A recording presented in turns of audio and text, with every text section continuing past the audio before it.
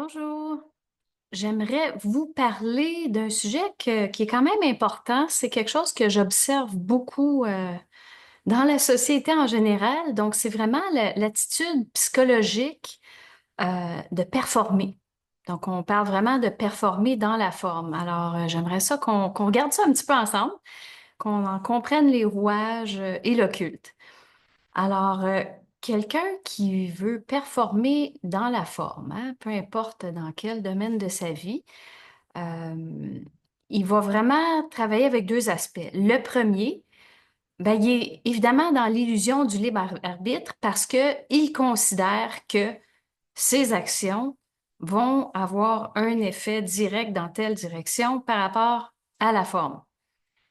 Alors, c'est clair que, bon, quelqu'un pourrait dire, bon, ben moi, je veux être millionnaire, moi, je veux ci, moi, je veux ça, puis finalement, bon, ben, les gens vont forcer, vont travailler fort, vont s'entêter envers la forme pour obtenir un résultat.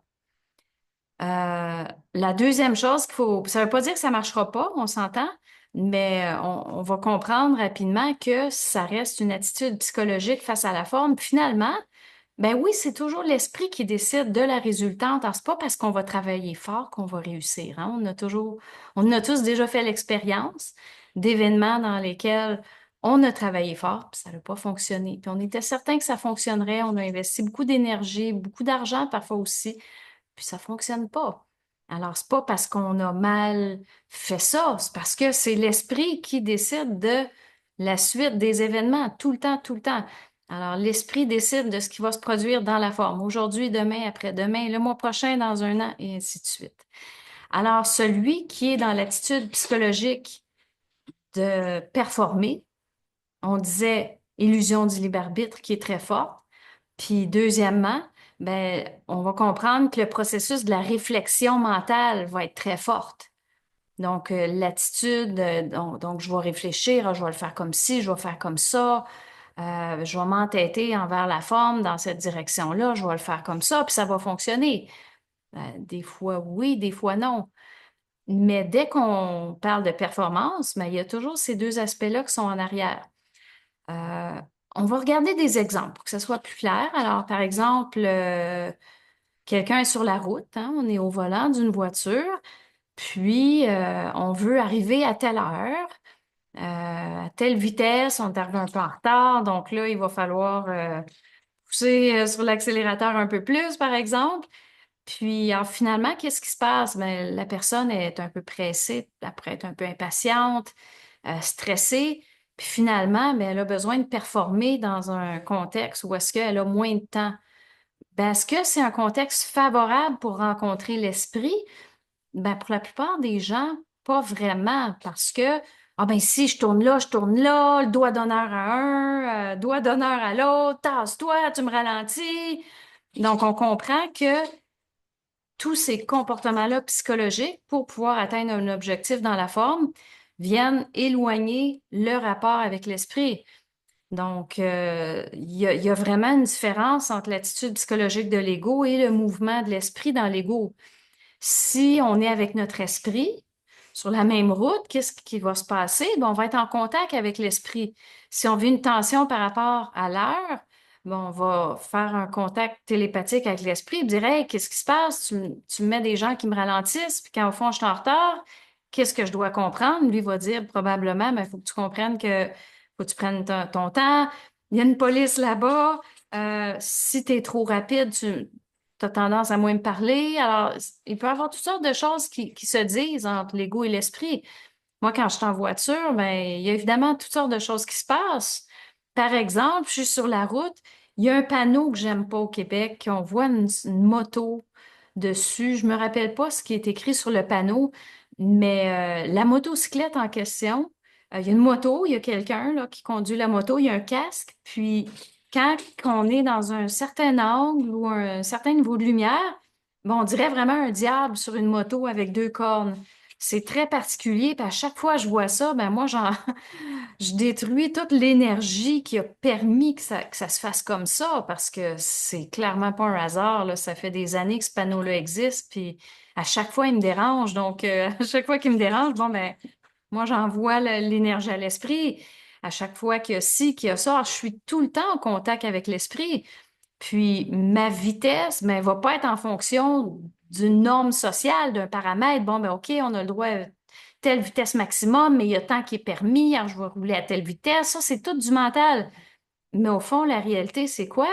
Ben, c'est de dire, OK, bon, ben, oui, il y a les règlements, supposément temps maximum, mais après, si on parle à l'esprit, ben, lui, il va dire en fonction de l'état du véhicule, en fonction de s'il fait beau, s'il neige, s'il pleut, s'il y a du vent, si je suis sur une petite route où est-ce qu'il peut y avoir des chevreuils qui passent, ben, lui, il va m'envoyer une vibration avec la vitesse à laquelle je suis supposée aller.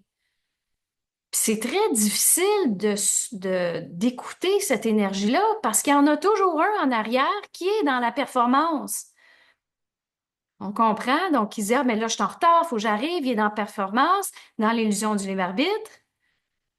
Oui, aussi, la réflexion psychologique de l'ego. Donc, ils sont dans tout ça. Donc, il y a une charge. C'est pas juste une voiture qui nous pousse dans le derrière, c'est toute la charge psychologique. C'est toutes les entités qui amènent l'ego à toujours aller plus vite pour être plus performant, pour s'éloigner de son esprit. Évidemment, c'est ça que les forces descendantes veulent. Donc, ils veulent amener la performance comme attitude psychologique pour éloigner l'ego de son esprit. Regardons d'autres exemples, hein, parce qu'il n'y a pas juste la voiture. Euh, dans le sport, regardons le sport, hein, besoin de performance dans le sport. Donc là, qu'est-ce qui arrive? On a toutes sortes d'appareils, on a toutes sortes d'instruments de mesure, on a... Donc bon, ben OK, il faut que j'atteigne tel objectif, tel ci, tel ça. Alors si pendant que je fais le sport, je suis occupée à toutes ces mesures-là, ces performances-là, ben est-ce que je peux être avec mon esprit? Mais encore une fois, la réponse, c'est non. Je vais être dans ma tête, je vais être dans mon mental inférieur plutôt que d'écouter mon corps, puis de dire, bon, mais qu'est-ce que j'ai envie de faire aujourd'hui? Qu'est-ce que je suis capable de faire? Qu'est-ce que je suis capable de faire aujourd'hui? Peut-être hier, je pouvais en faire plus. Chaque journée est différente. Quand vous prenez votre bain, est-ce que vous mettez une minuterie? Est-ce que vous regardez l'heure ou vous prenez le temps que vous avez besoin? C'est un peu tout ça, tu sais, à quel point qu'on est assujetti à toutes ces normes-là, parce que la société nous impose un temps, nous impose une structure où est-ce qu'il faut cadrer dans cette structure-là, puis si on cadre pas, mais là, on se fait regarder drôle, hein? Donc, dans le sport, c'est la même chose. Alors, disons, moi, j'allais faire du sport avec un groupe d'individus, puis si tout le monde est dans la performance, ben moi, j'ai aucun plaisir. Moi, je suis avec mon esprit qui va me parler de ci, de ça, soit des constats de la journée, soit des choses qu'il a envie de vous dire par visio. Je suis toujours en train d'apprendre quelque chose sur moi-même. Je suis en train de prendre contact avec un lieu. Qu'est-ce qui se passe dans le souterrain du lieu? Qu'est-ce que je ressens? Qu'est-ce que je vis? Alors ça, c'est tellement intéressant, plus que dire, bon, ben, je compte mes pas, je compte, il y a plein de paramètres là, qu'on peut vérifier, ou bon, ben, est-ce que je n'ai fait assez? Ah ben non, il me reste encore 4 minutes, puis là, ben, est-ce qu'on peut juste vivre ce qui est là, ce que notre esprit aimerait nous proposer comme expérience? Pas facile dans un cadre de société, encore une fois, régi par la performance. Mais il y a des sujets de la vie qui, on pourrait dire, qui sont pas régis tant que ça par la performance, non, mais qui devraient pas. Disons la sexualité. Hein? Votre patron, il n'est pas là à côté de vous. Il y a personne en train de vous dire quoi faire, comment le faire. Mais pourtant, encore une fois, dans la sexualité, les gens sont pris dans cette même performance-là. Il y a une continuité. Hein? On veut performer, veut bien paraître, on veut parvenir à tel objectif, tel objectif. Plutôt que juste aimer, juste être bien, juste prendre le moment. Ouais, mais si je perds mon érection. Ouais, mais si, ta. Alors, on est encore dans la performance au lieu d'être dans le mouvement de l'esprit. Puis quand on est dans le mouvement de l'esprit, ben c'est vraiment une relation sexuelle où est-ce que les deux vont s'aimer réellement, profondément, puis vont découvrir quelque chose en eux-mêmes qu'ils n'ont jamais touché pendant toutes les années dans lesquelles il était dans la performance pour essayer d'aboutir à quelque chose. Alors, on voit à quel point hein, que ça va loin, ça va partout. Évidemment, mais on pourrait aussi regarder le domaine du travail, le domaine des finances. Quelqu'un pourrait dire, bon, ben, moi, j'aimerais accomplir telle chose, telle chose, telle chose au travail. J'aimerais performer au travail. Bien, c'est certain que si on a un employeur, il y a un échange d'énergie à faire, là. On ne peut pas juste dire, je rentre travailler puis je fais rien. Puis je ne suis pas performant au travail parce que on me donne de l'argent, qui est une énergie, puis moi, il faut que je lui offre un service en échange. Donc, il faut que je m'assure que l'équilibre est adéquat. Puis, qu'est-ce qui arrive quand l'équilibre n'est pas adéquat? Ben, si le contexte le permet, ben, on change d'emploi, on va ailleurs. Si on ne se sent pas respecté, puis c'est vraiment, on pourrait dire, ouais, mais c'est pas tous les métiers qui permettent une conscience évolutive, mais faux. Tous les domaines le permettent. Si on nettoie des chambres d'hôtel, ben on égaye les éthers, on essaie de mettre des éthers propres pour les gens à venir, on apprend à développer notre sensibilité dans un lieu comme ça. Donc, il y a toujours une façon d'être conscient, peu importe notre travail. Mais après, je dirais le bémol, c'est que si mon travail, c'est de faire des bombes ou participer à une chaîne de montage pour des bombes, ben, ces bombes-là risquent de tuer des gens. Moi, je peux dire, j'aurais pas la conscience tranquille, peu importe le salaire qu'on me donnerait, parce que pour moi, ça ne fait pas partie du bien-être que je pourrais faire à quelqu'un à travers mon travail. Donc, j'apporte pas le bien-être, j'apporte pas la paix, j'amène plutôt la peine, la mortalité, la guerre via ces objets-là. Donc, moi, personnellement, je pourrais pas travailler dans des milieux comme ça. Mais chacun prend ses décisions. Il y en a qui pourraient dire, ouais, mais moi, j'ai besoin de cet argent-là pour ma famille, pour ci, pour ça. Il y a quand même des fois des choix difficiles qui sont faits, mais moi, dans la mesure du possible, je ne les ferais pas, ces choix-là. Je préférerais vendre des pommes sur le bord de la route là, que de fabriquer des bombes. Alors, on peut se réinventer de tellement de façons pour amener de la beauté sur cette planète. Alors, donc, on parlait de finances, ouais. Quelqu'un qui dit, ah, mais je vais travailler fort, je vais m'investir dans un projet, que je sois employé, que je sois travailleur autonome, puis je force envers la forme, puis je force, puis je force, puis je travaille fort. Comme je disais plus tôt, ça se pourrait qu'il y ait un résultat qui soit agréable, ça se pourrait qu'il soit moins. Mais ultimement, si je suis capable de vivre ma conscience dans la forme, tu sais, de dire j'ai un échange d'énergie égal avec mon employeur, sinon avec ma clientèle, tu sais, que je demande le montant adéquat, que, tu sais, qu'il n'y a pas d'abus. Tu sais, on est quand même à une ère où est-ce qu'il y a beaucoup de téléphones dans les poches des travailleurs, tu sais, puis ces gens-là, est-ce qu'ils ils passent 3 heures au téléphone dans leur journée, puis ça, c'est sur le compte du client qui les paye? Est-ce que, tu sais, puis il y en a où ils pourraient dire, bon, ben, ils passent 4 heures à parler, à fumer, puis pendant ce temps-là, il y a quelqu'un qui les paye un gros montant de l'heure. Donc, on voit qu'il y a toutes sortes d'abus, il y a toutes sortes de déséquilibres qui amènent beaucoup de tensions. Euh, puis je dirais, mais ça commence par nous, justement, le fait de dire, ben, je suis de bonne foi, puis je m'assure que l'échange d'énergie soit équitable.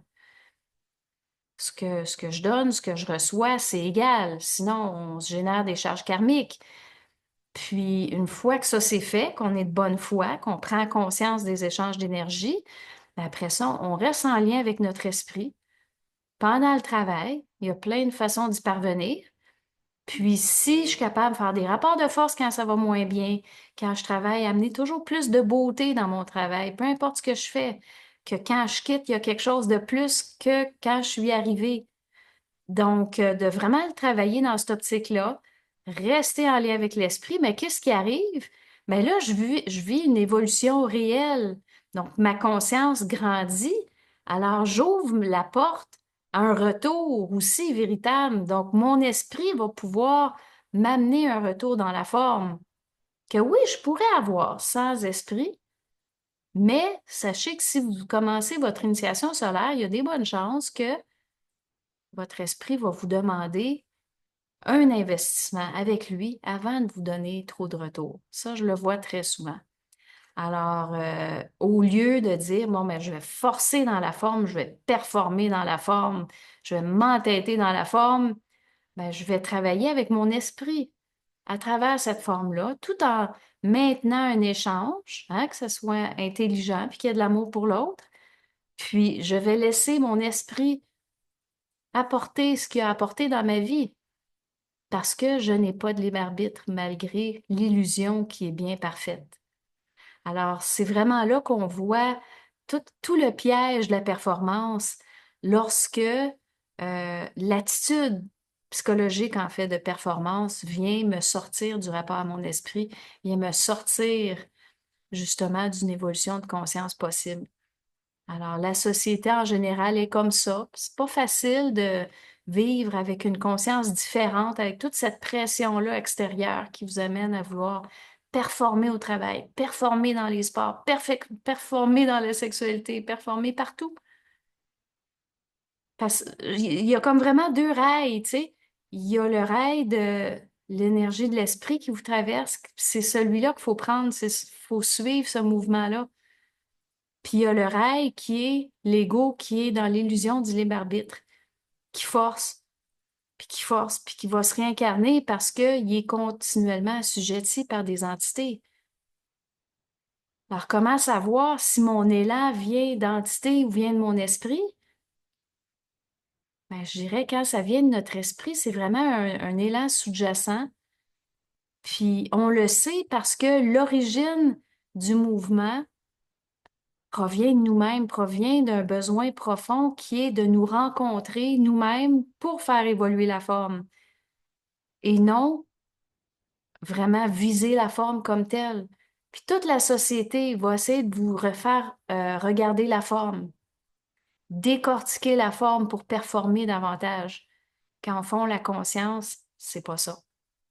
La conscience, c'est de travailler avec l'esprit pour perfectionner la forme. C'est subtil, hein? Ça fait depuis ce matin là, que ça me travaille. J'ai envie de vous en parler. J'espère que ça a été clair parce que c'est pas un sujet facile à exprimer, hein, parce qu'on parle vraiment d'une vibration. Puis dire, bon, ben, c'est quoi la différence entre une vibration, tu sais, astrale, surmentale versus une vibration de qui je suis, qui fait partie de mon énergie prépersonnelle, d'esprit et d'esprit universel qui me traverse. Ça, c'est mon réel. Puis le réel, ben, finalement, je cherche toujours un point de rencontre avec l'ego. C'est ça le point important à se rappeler. Puis quand le mouvement, ben, m'amène à forcer directement envers la forme, ben, déjà, je suis plus avec mon esprit. Alors, même si je réussis dans la forme, ben, c'est que mon esprit a décidé ça, mais il sait très bien que je vais devoir revenir. Je vais devoir me réincarner parce que je n'ai pas encore développé mon lien d'esprit, mon intimité avec mon esprit, mon dialogue avec mon esprit. Alors voilà, sur ce, bonne soirée. Moi, je m'en vais me coucher. À la prochaine.